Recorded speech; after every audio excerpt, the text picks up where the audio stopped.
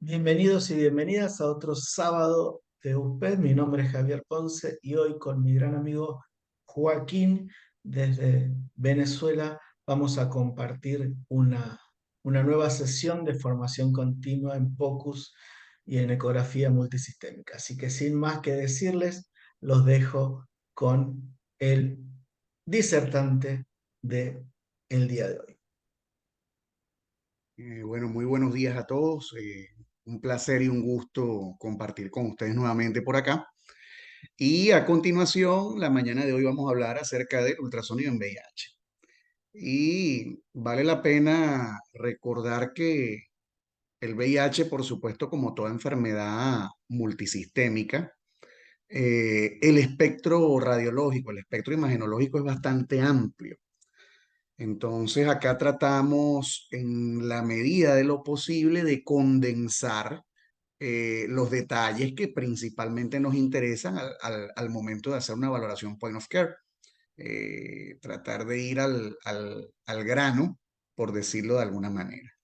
De lo que vamos a discutir hoy, yo creo que todos nosotros en mayor o en menor medida manejamos las generalidades acerca de lo que es valoración pulmonar, acerca de lo que es valoración abdominal. Entonces, recordar siempre y repitiendo nuevo que en el contexto de las enfermedades multisistémicas, aquí lo importante es recabar la mayor cantidad de información posible. ¿Ok? Tratar de unificar todos esos componentes, pulmonar, cardíaco, abdominal, con la finalidad de darnos una mayor idea de la extensión y el compromiso del paciente, ya que las manifestaciones, como comentábamos, las vamos a ver básicamente en todos lados. Paciente con VIH, con una elevación marcada de su carga viral, con conteo de CD4 disminuido, básicamente nos vamos a conseguir cosas por todos lados. Entonces, eso era lo que queríamos recalcar o enfatizar antes de dar inicio formal. Entonces, ¿cuáles van a ser nuestros escenarios clínicos y de estudio? Principalmente en el paciente con VIH, y esto lo recabamos de uno de los libros que han sido pilares en lo que es el ultrasonido de enfermedades infecciosas, el libro de Luzzi y de Garvey, que incluso se puede conseguir o descargar de forma libre en la página de la Organización Mundial de la Salud. Se persiguen varias cosas. Uno, ver signos radiológicos de remisión virológica y de recuperación inmunológica, constatar la presencia y, en caso de ser así, la extensión de las infecciones oportunistas, ver la progresión de la enfermedad por resistencia viral y por deficiencia inmunológica. Y acá cabe destacar algo que es bien importante. Muchas veces, en la medida que el cuadro es más florido, ultrasonográficamente hablando, es porque principalmente vamos a presentar conteos de CD4 inferiores a 200 células mililitros. Hay ciertas divergencias que se toman como conteos de CD4 por debajo de 400, por debajo de 350, para nosotros empezar a ver manifestaciones multisistémicas de importancia. Más sin embargo, un punto de corte para dar más especificidad son de 200 células mililitros. Entonces, básicamente, cuando nosotros vemos esos desastres, coloquialmente hablando, cuando nosotros vemos estos pacientes con manifestaciones multisistémicas bastante marcadas, bastante importantes, ya eso nos da una idea del estado inmunológico en el que nos encontramos, tomando en cuenta este punto de corte de CD4 inferiores a 200 células mililitros. Entre las manifestaciones pulmonares, que son las más marcadas, básicamente se habla de que hasta un 70-80% de los pacientes con VIH con descompensación o con un inmunocompromiso dentro de su enfermedad moderado, vamos a ver manifestaciones pulmonares. Y estas manifestaciones pulmonares, como comentábamos al inicio, es algo que va a ser un denominador común de toda patología infecciosa. Vamos a ver engrosamiento, irregularidad de las líneas pleural, vamos a ver consolidaciones pulmonares en el contexto de las subpleurales o de pequeño tamaño, o ya lobares propiamente dicha, con sus patrones de broncogramas asociados. Vamos a ver derrames pleurales. La serositis es bastante común en este tipo de casos. Y acá tenemos un ejemplo de un trabajo de la revista Infection que nos habla de cuáles son precisamente la multiplicidad de hallazgos que podemos tener, que básicamente abarcan todo lo que es el universo de las manifestaciones infecciosas que podemos conseguirnos en ultrasonido pulmonar y precisamente también a cuáles pueden estar asociados la mayor parte de ellos. ¿Qué es lo que les quiero recalcar? Trayendo a colación esta tabla de esta publicación especializada en infectología, que nos podemos conseguir de todo. Por ende, debemos esperar de todo en este tipo de pacientes. Por supuesto, orientado principalmente a lo que es compromiso infeccioso, por supuesto. Acá tenemos unos breves ejemplos. En la figura asignada como 6, una consolidación de moderado tamaño. Acá tenemos en la figura asignada como 8 múltiples líneas B, que abarcan algunas de ellas, pues todo lo que es el campo de espectro con un discreto engrosamiento y discontinuidad multifocal de la línea pleural. Y acá en la figura 11, que es algo que también debemos recordar, la coexistencia de la patología oncológica asociada al VIH propiamente dicho, en este caso un linfoma. Vemos una consolidación lobaro de gran tamaño en el ultrasonido, se ven algunos septos fibrinosos, más sin embargo se observa ausencia del broncograma aéreo, ya sea en sus subdivisiones de estáticos y dinámicos, y a su vez vemos una vascularización importante. Entonces siempre es bueno tomar en cuenta, y es algo que muchas veces va a ser el dolor de cabeza en este tipo de casos, cuando nosotros vemos una lesión que podríamos denominar indeterminada en su naturaleza, siempre hay que recordar que hay un componente oncológico asociado en este tipo de pacientes propio de su condición. Entre las manifestaciones cardíacas, esto, como hablamos al inicio, va a ser un briefing, y aquí en lo que es la parte de corazón no es mi área de experticia, pero sin embargo quería mencionar los detalles de interés con los que hay que estar al pendiente, ya que aquí muchos de ustedes son unos máster en ecocardiografía. Tenemos que tomar en cuenta lo que es el aumento de masa del ventrículo izquierdo, la disfunción biventricular, la hipertensión pulmonar, el derrame pericárdico. Esto principalmente van a ser los hallazgos más que más nos vamos a encontrar en este tipo de casos, incluso mencionado por la revista de las Sociedades Médicas Americanas, por la JAMA, en un estudio multicéntrico del año 2021, que lo mencionamos como la primera parte de la bibliografía. Y algo bien significativo, no vamos a tener alteración significativa de la fracción de eyección del ventrículo izquierdo en la mayoría de los casos. Entre las manifestaciones abdominales, como hablamos previamente, es un universo, nos vamos a conseguir de todo. Entonces, tomar en cuenta las megalias, la hepatomegalia, la esplenomegalia. Dichas megalias en estas vísceras macizas se toman de forma significativa cuando son solapadas para hablarnos de una inmunosupresión discreta, ¿ok? Con respecto a la hepatomegalia, recordar como marcador rápido, orientarnos en un corte longitudinal medio del lóbulo derecho hepático, que dicho segmento inferior del lóbulo hepático derecho sobrepase el polo inferior renal.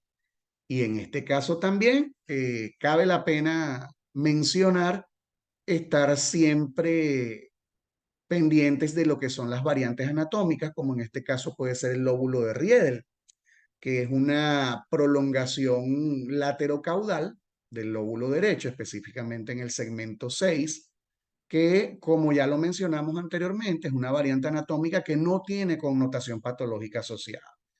Entonces, esas son las hepatomegalias persistentes, que muchas veces no son hepatomegalias como tal, sino que es la traducción de esta variante anatómica. ¿Cuál es la manera de diferenciarlas? Por lo general, el ángulo caudal en el lóbulo de Riedel es muchísimo más alto. Vamos a tener la serositis o asitis, como ya habíamos mencionado, en patologías de esta naturaleza es bastante frecuente, los abscesos y las neoplasias.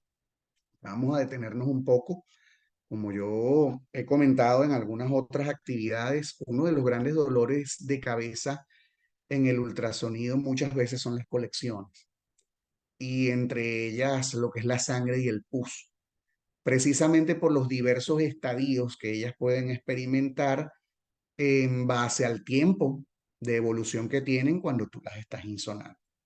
Entonces, cuando vemos este tipo de lesiones focales, bien importante lo que es la valoración del Doppler en ellas para ver si hay o no vascularización, la valoración de sus bordes para ver si hay infiltración a planos perilesionales asociados a reacciones desmoplásticas, y a su vez los fenómenos acústicos posteriores, como son principalmente el refuerzo acústico posterior, que obviamente sería más orientativo a una colección líquida.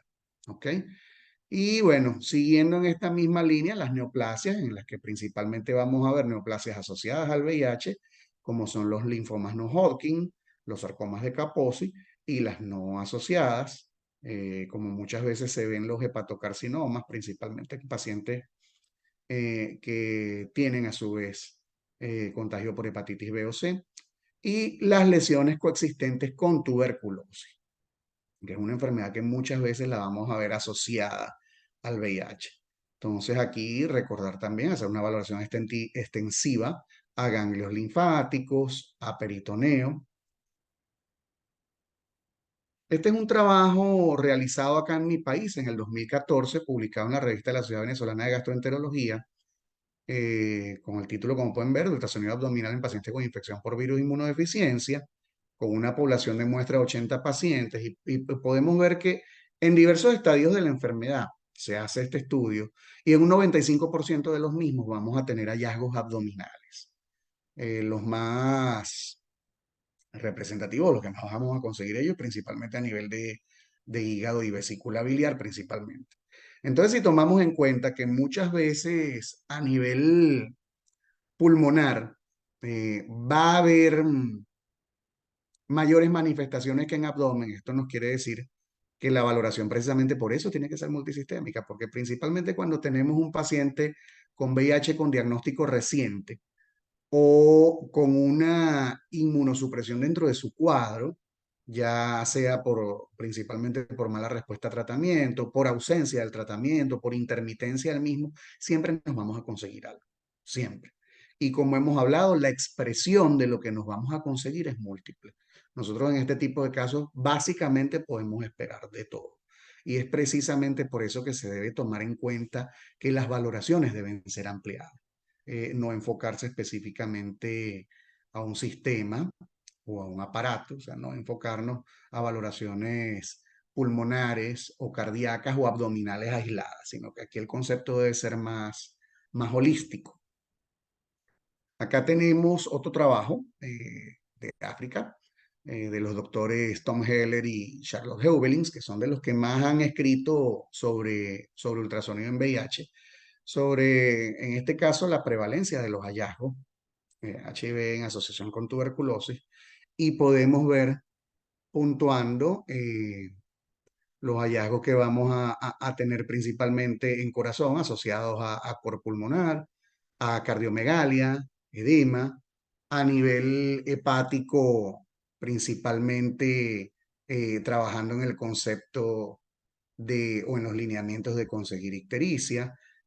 A nivel renal hay nefropatías asociadas a HIV, principalmente en este tipo de casos vamos a observar nefromegalia, vamos a observar alteraciones de lo que es la relación córtico-medular, puede haber disminución focal o multifocal de lo que es la vascularización, entre otros. Y precisamente por eso nace algo muy parecido al FAST, que es el FASH, que precisamente es un ultrasonido enfocado a hallazgos en tuberculosis asociadas a VIH. Y podemos ver que las zonas de insonación del transductor son bastante similares a las que nosotros usamos en el IFAST o en el FAST extendido. Acá nos hablan de que a manera de vistas básicas, principalmente lo que queremos responder con este protocolo es si hay presencia o no de colecciones pericárdicas, de colecciones pleurales y de ascitis. Ya yéndonos a un FASH Plus o más avanzado, si hay presencia de ganglios linfáticos a nivel periportales o paraórticos, si hay lesiones focales a nivel hepático o a nivel esplénico.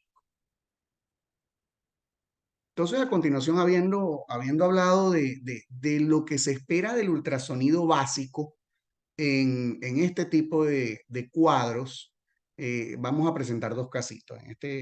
En esta oportunidad quisimos tratar de plantear esta ponencia de una manera distinta a las que hemos hecho previamente, precisamente por lo que mencionábamos de la multiplicidad de hallazgos que nosotros podemos tener en este tipo de casos.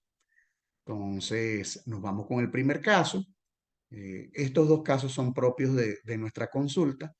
Este es un paciente masculino de 18 años sin antecedentes patológicos, quien refiere dolor toracoabdominal generalizado de 2 meses de evolución, tos seca, hipertermia intermitente, astenia y pérdida de peso cuantificada en 6 kilos desde el inicio del cuadro. Inicialmente nos lo derivan para una valoración abdominal. Entonces acá podemos ver en nuestro primer video cómo hay una hepatomegalia con un reforzamiento periportal. En este caso no se observan lesiones focales. Se puede evidenciar incluso un discreto aumento de lo que es el espesor de la pared de la vesícula biliar. Acá también hay que tomar en cuenta eh, el compromiso de vesícula y vías biliares que puede haber asociado en este tipo de casos, como son las colangitis ascendentes, las colangitis esclerosantes. Entonces, allí es bien importante ver espesor de las paredes del conducto colédoco, si hay dilatación multifocal de las vías biliares intrahepáticas, usando principalmente como puntos de referencia para esto, lo que son las ramas principales derecha e izquierda de la vena porta. Entonces acá vimos nuestra hepatomegalia, vemos que el paciente tiene importante presencia de líquido libre intracavitario. Esta es una valoración longitudinal a nivel de hipogastro. Acá tenemos la vejiga urinaria que está casi vacía y toda esta colección con sus asas no sobrenadantes circunvecinas con ecos internos. Seguimos la valoración, la extendemos, esos fueron los hallazgos abdominales principales y nos conseguimos una consolidación pulmonar posterobasal izquierda. Acá puede verse la misma manifiesta, una coalescencia importante que abarca todo el eje longitudinal del cuadro, con un broncograma aerodinámico solapado. Y acá vemos incluso la zona de cambio entre lo que es un parénquima pulmonar no afectado y la consolidación propiamente dicha. Y lo que más nos llamó precisamente la atención con este paciente, además de los hallazgos que ya hemos mencionado, había una pequeña colección a nivel pericárdico, pero había la presencia de adenomegalias mediastinales, en este caso preapicales. Acá tenemos este primer clip de video, esto lo hicimos con un transductor endocavitario por vía transcutánea. Acá se pueden ver esas lesiones ovales hipoecogénicas que están a nivel de la grasa pericárdica que precisamente representan estas adenomegalias. Y en este caso nos fuimos con un transductor lineal para poder discriminar mejor la imagen y podemos ver la infiltración de las mismas dentro de la grasa pericárdica como tal. Entonces, esto nos dice precisamente la cantidad de cosas que nosotros podemos encontrarnos en un paciente con este tipo de condición y precisamente refuerza el hecho de que aquí hay que valorar en todos lados que el ultrasonido nos lo permita. Aquí nosotros en este paciente en específico no teníamos un diagnóstico previo de seropositividad. Una vez que nosotros hacemos este estudio, que se describen los hallazgos, que se sugiere la hospitalización y estudio en este caso por parte de medicina interna e infectología, posterior a las pruebas se confirma la presencia del virus de inmunodeficiencia humana, por supuesto con una infección respiratoria oportunista asociada. Y este es nuestro segundo caso, paciente masculino de 30 años de edad, con seropositividad desde hace 11 años, en tratamiento antirretroviral irregular, quien refiere dolor abdominal difuso, hipertermia intermitente y astenia desde hace 6 meses. Cuando nosotros iniciamos nuestra valoración, nos conseguimos un aumento de volumen tanto del hígado como del vaso, de forma generalizada, con lesiones multifocales. Fíjense que en este clip de video tengo mi riñón, tengo mi vaso, ven esa serie de lesiones. Fíjense lo solapado que es acá, que básicamente nosotros no tenemos fenómenos posteriores, son lesiones más que anecogénicas, hipoecogénicas, que es precisamente muchas veces el dolor de cabeza que vamos a tener acá. Vemos la lesión, vemos su localización, vemos su multifocalidad, vemos sus características, lógicamente que engloba todo esto, pero viene la pregunta en este tipo de casos. Son abscesos asociados a infecciones oportunistas, ya sea abscesos piógenos, ya sea abscesos fúngicos. En este caso, los abscesos fúngicos nos dan un buen dolor de cabeza precisamente porque muchas veces van a tener imágenes en patrón de Diana que muy comúnmente son asociadas en ultrasonido a metástasis. Entonces veíamos ese video y aquí nosotros tenemos un clip de video del lóbulo izquierdo hepático, con lesiones de características muy similares a las que vimos en el vaso. Acá tenemos en este clip de video, antes de ponerlo, cómo hay un engrosamiento difuso a predominio principalmente de la cabeza del páncreas con disminución de su ecogenicidad y van a ver en ambos videos múltiples imágenes ovales peripancreáticas que precisamente corresponden a ganglios linfáticos inflamados a nivel subfrénico. Tenemos nuestro primer video, ahí se logra incluso divisar lo que es el conducto pancreático, los ganglios de los que hablábamos, tanto como retropancreáticos. Y aquí tenemos nuestro segundo video, en este caso tratando de hacer un corte más orientado hacia cuerpo y cola. Vemos que no hay colecciones peripancreáticas, sin embargo hay un importante componente inflamatorio a su vez de la grasa peripancreática. Las pancreatitis en VIH muchas veces no son asociadas a patología litiásica, como la mayor parte de las veces que vemos en población adulta sin inmunosupresión, pero es algo que siempre hay que tener en cuenta en pacientes con este tipo de condición con dolor en el abdomen superior. Acá tenemos adenomegalias intracavitarias. En este caso podemos ver nuestro conducto coledo con nuestra vena porta, nuestra vena cava inferior. Y aquí tenemos unas adenomegalias periportales casi a nivel del ilio hepático. Y estas son unas adenomegalias ilíacas gigantescas que ven. En ambas fosas ilíacas habían adenomegalias de gran tamaño. Podemos ver que estas son adenomegalias de 4 a 5 centímetros de longitud. Podemos ver distorsión de su ecopatrón, hay abolición del hilio, hay un importante engrosamiento con heterogeneidad cortical. Y en este mismo paciente vamos a ver el componente pulmonar y podemos observar irregularidad de línea pleural, consolidaciones pulmonares puntiformes de pequeño tamaño, y estas abarcaban básicamente todos los cuadrantes pulmonares anteriores y laterales, tanto superiores como inferiores. Entonces, precisamente eso es lo que nos dice la multiplicidad, y es una palabra que hemos repetido como 4 o 5 veces en esta ponencia, la multiplicidad de manifestaciones que nosotros podemos observar en ultrasonido. Entonces, ¿cuál es la clave de esto? Enfoque multisistémico ultrasonográfico. Todas las manifestaciones que hemos hablado hoy, tanto del contenido bibliográfico como en los casos clínicos, nosotros las hemos visto de forma aislada en entidades específicas distintas a lo que es el VIH. Entonces, principalmente aquí la cuestión es integración. Con el caso de este segundo paciente, de esas lesiones multifocales a nivel hepatoesplénico, se indica o se sugiere la tomografía abdominal con contraste endovenoso y eran abscesos piógenos en ambos casos. Y sin más nada que decir, esto trató de ser un repaso afincándonos en lo importante, ya que son elementos conocidos por todos. Aquí la intención era precisamente tomar en cuenta la integración de lo que conocemos en base a la entidad clínica.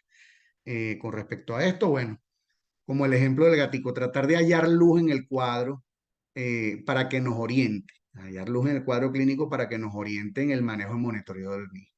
Muchísimas gracias por su atención, esperando que les haya gustado el contenido de la ponencia. Excelente, Joaquín, excelente. Ahí compartí el score de tuberculosis. Em, yo te pregunto, no sé si alguien en el chat quiere preguntar algo, pero yo lo que te quería preguntar es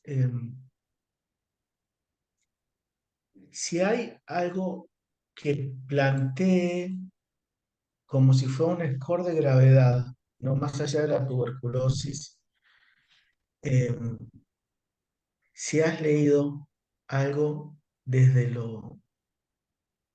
desde lo sistémico. Viste que el HIV es como que al golpear en todos lados, uno va buscando el golpe, en realidad. Pero no sé si vos te has encontrado por ahí con algo de que hable de la actividad de la enfermedad por fuera de de las infecciones. No sé si me entiendo. Estoy pensando en Sí, sí, ganglios, sí, estoy sí, pensando. perfecto.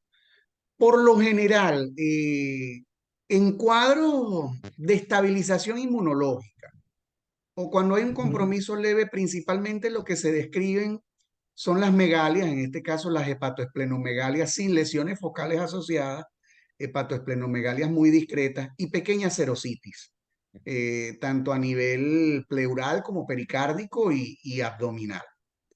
Ahora bien, ya cuando nosotros vemos estos cuadros tan bizarros, por asociación de infecciones oportunistas o por un compromiso oncológico, ya esto indirectamente, ya esto, bueno, más que indirectamente, directamente, nos está planteando que hay una carga viral bastante elevada, o sea, no se está cumpliendo la meta de lo que es el tratamiento antirretroviral y que obviamente ese conteo de linfocitos, ese conteo de CD4 está bastante deprimido.